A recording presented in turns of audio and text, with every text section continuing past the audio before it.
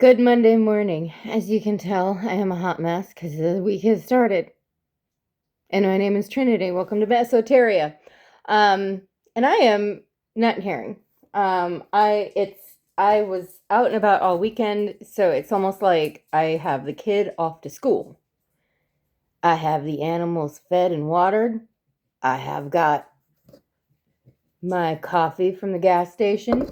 And I've got my cards. So let's get into this. What I'm going to do is a basic energy read this morning. It's probably going to be a fairly short video, just to kind of tap in, see where we're at. But today we're going to do something a little more fun than so serious. Why so serious? Ha ha ha. Angels and aliens. I got a little witchling. And then I have regular Rider-Waite Smith. And yes, I do add the Smith because Pamela Coleman Smith was the artist and she died penniless because Rider-Waite published her book, made millions, and left her out in the dust. So she deserves a little credit. I love my Pammy. Pammy is so sweet. And yes, I'm a psychic medium, so I get to talk to people. You could too if you took my mediumship course once I get it up. All right. Oh, I'm being told we need to start with the Martians deck. So it's aliens and angels, not angels and aliens. All right. However works. And after this, I'm going to get into the shower. And then I'm going to get to writing because last night I got a talking to from Spirit. Yes, that does happen to me from time to time. If you've got someone who's on here who's like, I am perfect in every way, they lying. Anyway, I got a talking to by Spirit. I got a whole bunch of stuff that I've been avoiding doing, and one of them is getting my book written. So this book is going to be for people in recovery, but I'm also being told to until it's done about any further information. So once it's out, I'll let you know. You'll be the first to know, actually, aside from the people who are my guinea pigs and helping me edit. So, all right. So we've got one. This one came out. These two. And that one. Wow. Aliens are talkative today. All right.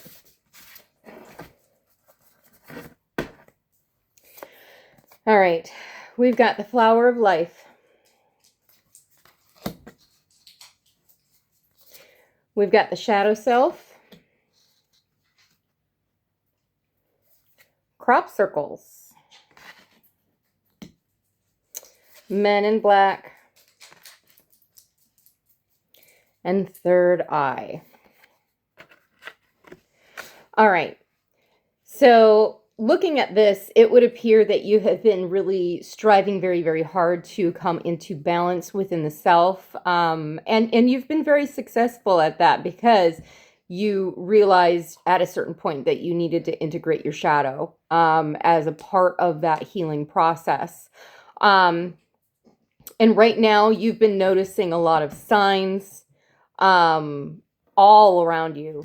See the orbs and stuff. You may be being visited by passed on loved ones and starting to recognize that right now, which is wonderful. I cannot tell you how nice that was in my early recovery to start getting visited by, people who genuinely loved me, who had passed on. And it really helped me understand that we are truly never alone. However, I will say that just because they're people you love doesn't necessarily mean they're going to give you the best advice, because people are still people on the other side. So do take any advice with a grain of salt. I always like to get messages and advice in that regard on how I should live my life straight from source and not from dead people. And then also, you might want to work on not just being willy-nilly about letting anybody or anything in. You may be, that's the first time I've coughed today, so you may be struggling to use your voice still, which is perfectly fine, especially if you are waking up to these new abilities and wanting to cultivate them, but live in an area where they may be shunned. Um, keep using them anyway. Just don't tell anybody about them. The other thing I'm seeing with this Men in Black and the third eye, you have had some people kind of giving you the evil eye, or like following you and making it look like they care, or look like they're just curious, or that they want the best for you. But you've also opened up that third eye, so you can already sense their energy before they even open their mouth. And so you've been able to learn how to discern between people who actually have good intentions for you and people who do not. Keep that up. And quite frankly, just pray for the people who, send you the evil eye or have envy, which is how you send the evil eye, is casting a jealous stare at someone. Basically, they want what you got, but they're not willing to go to any lengths to get it. And I said it in that way for a reason. It may be someone from your past who is still dipping into substances, and they may be aware or not of your spiritual gifts, but regardless, they're seeing how you're living now, and they are super, super jealous of that. That's okay. If you are at this point where you're balanced and integrating your shadow self and you are seeing signs, you've gotten to the point in your recovery where you've been working a program. And they can have this too. It's not like this is only special for you. And they're not getting that. They're not getting the fact that they actually need to get up off their ass and do their work too. And you know what? Pray for them. That's about all you can do, is pray for, the book says, pray that they get the things that you want. And I have gotten to the point in my program where, it's not flippant for me to pray that God's will be done in their life for me. It used to be. It's like, well, I don't want to pray for good things for you. But if you think about it, that's the best thing that you can possibly wish upon someone else. That's all I want in my life right now. I feel like my hair is like totally there. Oh my God, that's so much better. But it's the best thing that can possibly happen to someone is that, God lifts them up out of what they've done and makes them do the work so that they can actually heal. You cannot fully heal without healing the energy body, without healing the spiritual body. And in order to do that, you have to get into spiritual alignment, which means you are aligned with divine will for you in your life and you're living out your purpose. And if they're not willing to surrender to a higher power as they understand it, it doesn't have to be how everybody else understands it or how you understand it. It has to be how they understand it. If they're not willing to do that and they're not willing to do the subsequent work that they're told to do, then there's nothing you can do about it. So, you're not a superhero, nor should you strive to be, except for anyone other than yourself, and possibly your children. But through the act of healing yourself, you're going to be teaching your children, by proxy, how to heal themselves. It's not a guarantee that they won't slip and make mistakes and stuff like that. That's part of humanity. That's part of the experience of this lifetime that we have to all go through. But, once we have gotten into recovery, we haven't just passed down the propensity to drink and drug. We have also passed down our ability to recover. So do bear that in mind. We are cycle breakers here. We are trying to stop generational curses from being passed down generation to generation. And you can't prevent everything or stall everything for everyone. But once you stop it in your own life, your children will be that much more likely to get into recovery should they need to later on. So don't forget that, and don't feel dismayed if they do slip at some point. Into maladaptive coping mechanisms, for lack of a better term. I'm also hearing Oh, that's going to be for the Witchling Tarot. Evidently, the Witchling Tarot is going to be reserved for as we are navigating as parents. So you may resonate with that if you have children, or if you are in a situation where other people's children are part of your life. Okay. I'm being told to cut the deck here. Okay. Shuffle, then cut.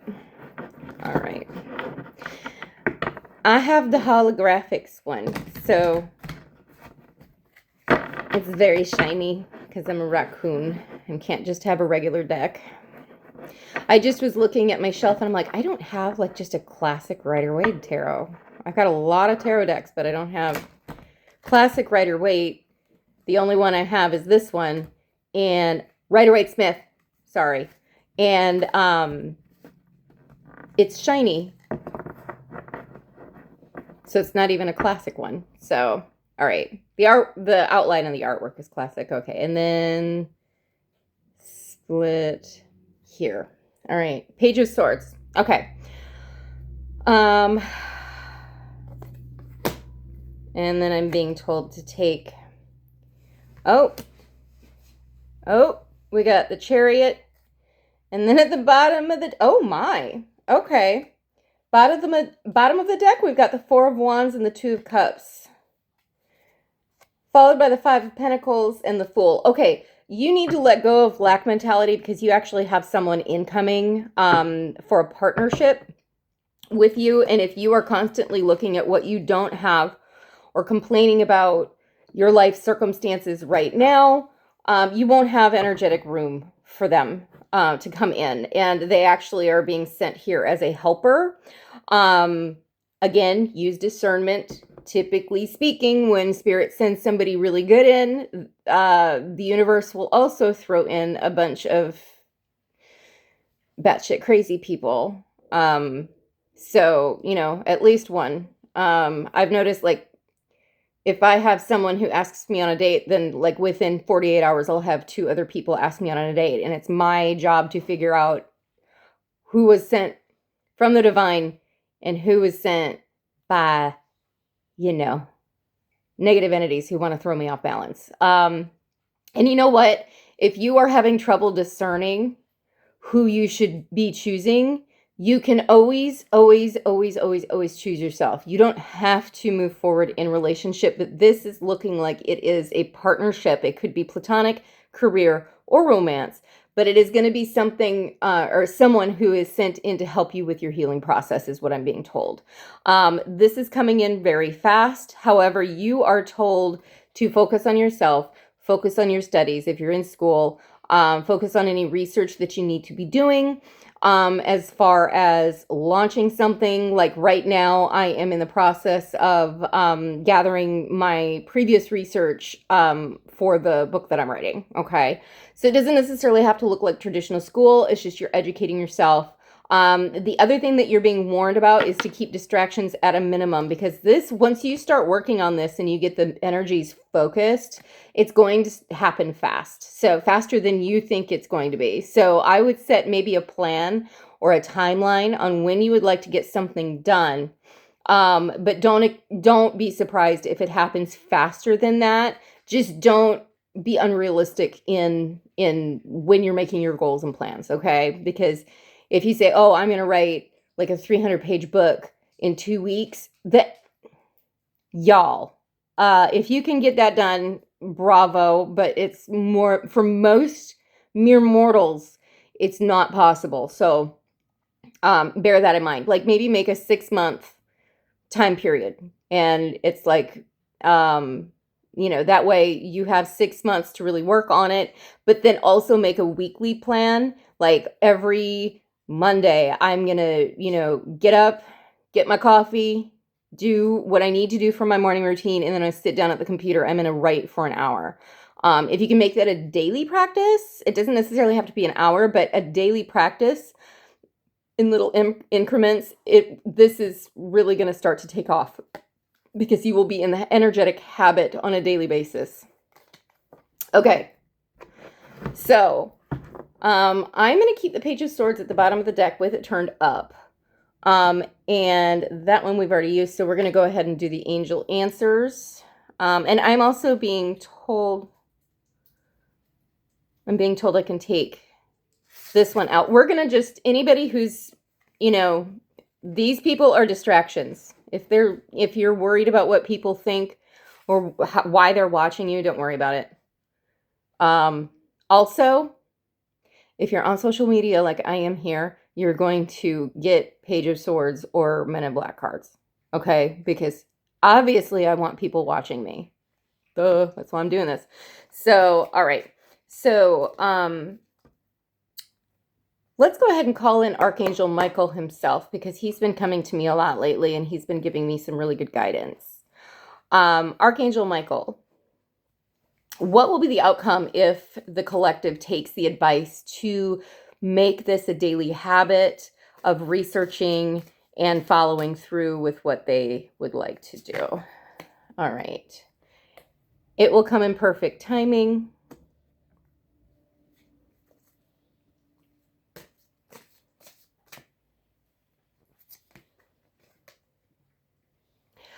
You're going to get more information to help you along your journey.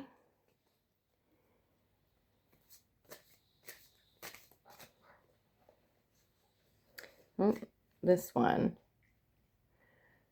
which will help you reconsider. So you may be thinking that you have got all the information you need. The reconsider card has come out, and that getting more information will help perfect your product. Not to say that your product is going to be perfect. It will be perfectly imperfect. But this will help you to look at what else needs to be done, and help you make some editing changes if you're writing, or get a different perspective. But I'm also being told not to worry so much about perspectives from other people, and more to go within and try and find a higher perspective on something. I'm hearing brainstorming about how what you're doing will impact your community at large, and then turn it around to make it as helpful as possible. Okay. And then communicate clearly. Okay. And like I said in the very beginning of this, I coughed, and that usually tells me that you're struggling to use your voice. So slowing down and, doing some exercises like the lion's pose. I'm not doing it here. Not right now. Just look it up on YouTube. It looks very, very silly. But it's a really excellent way of opening up that throat chakra. And even if you're writing, you need that throat chakra open so that you can do that clear communication moving forward. I'm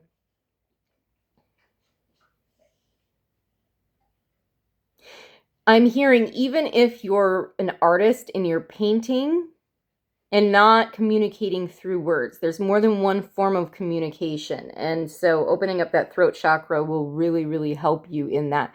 You might wear blue. You might eat blueberries. You might, surround yourself with blue things. That also helps facilitate the energetic frequency that is needed to open up that throat chakra. See, I'm starting to kind of get gargly again. So I think I'm going to have to wear blue today. I already am wearing blue. I forgot about that. It's just under my shirt. And that's like, you may be, and this is also another message. You may have been thinking that you are communicating clearly, because on your end, you're communicating the way you would understand it, but their understanding is, or their preconceived notions about the information being portrayed may be clouding. It even looks cloudy. It may be clouding how you're presenting things. So switching up how you say something to someone may be important right now. I'm not sure Hopefully that resonates with you, because I'm not quite sure why that message is coming through. However, let's go ahead. I'm being told that right now we are going to look at our Witchling Oracle, and we can turn this over here. Look at that. It is not clean. This deck, if you do not have children and you're like, well, I don't have kids in my life, why would this apply to me? Your inner child is always with you. So this may be an energy that you need to try and encompass throughout your day today, just to help heal that inner child. You've done a lot of shadow work and you're seeing exactly where you're having some stagnation, and helping cultivating what you need to through this hearing will be key to kind of sealing off the process and healing that inner child, because that is really where our creative juices start to flow, is when we can go and have fun. Okay. All right, Spirit, what energy do we need to embody today, not only to heal our own inner child, but any children that are around us? Okay, abundance. There are infinite opportunities for you. Creativity. Oh, okay. I'm seeing a sentence and one more. And banishment. Okay. So you may want to get creative about how you are, like if you struggle with staying focused to complete tasks, you may want to make a game out of it. If you don't like cleaning, set a timer for 15 minutes or a half an hour and see how much you can get done within that amount of time. Or make it a goal to you may not, it may be overwhelming to clean an entire room, but if you want to pick like the surface of your coffee table to start the process and just see how fast you can get that done and time yourself. Get creative about how you're handling your mundane tasks. If you are mowing the lawn, let's see, how could you make that fun? You turn on some fun music. I think you just mow the lawn. It takes however long it takes.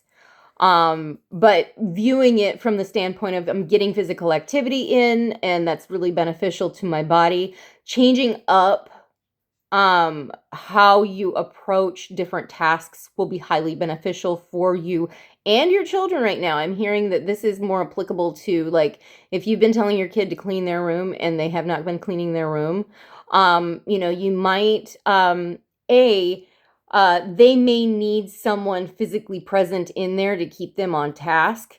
B, you can turn it into the games that you would do for yourself. And C, make sure that you have some positive reinforcement, like a really fun activity that they truly enjoy doing after the task is done. That may be a slower process in the beginning. However, once they understand, and follow through is so important as a parent. If you follow through in this and you do it with consistency, they will start to understand that they will get what you're telling them to expect. And therefore, they're going to want to complete this task preemptively or faster. They may still need a gentle reminder, especially if they've got like ADHD or something. But that reinforcement afterward, on top of making it less miserable to complete, avoid yelling at them. I'm hearing somebody on here has someone, a child who is very sensitive to energy bursts. Their child is extraordinarily empathetic. And so when you explode, they shut down. And that is not conducive to them actually getting the activity done. And so, just being physically present. Is it a pain in the ass? Yeah, you're a parent. Get over yourself. Hi. I'm just the messenger. But you may need to be in there. If they have homework that they haven't gotten done, you may need to have them sit at the kitchen table and do it while you're making dinner. But be in the observer perspective so that they know they can't get away with distracting themselves. And they may not even mean to be distractible. You know, I know for me, like I'm an adult and I'm responsible for my own stuff, and I distract myself on purpose to escape, and that's just part of human nature. Like, oh, I don't want to do that, so I'll sit here for 5 minutes on my phone, and then an hour has gone by. So just keeping everybody accountable. The more accountable we can be in all areas of our life, the happier and more fluid everything is going to be moving forward. And we get to the good parts of life instead of just like constantly having messes everywhere, constantly having work that's built up to do. If you are at that point where you have a pile everywhere and a mountain of papers that you need to go through, or, you know, just a ton of stuff to do, take it one day at a time, and ask for help if you need it. But make sure that your children are seeing you in the action of doing that so they can learn how to do that for themselves later in life, is what I'm being told. And then it's really, I like the activity that you do, that's reinforcement.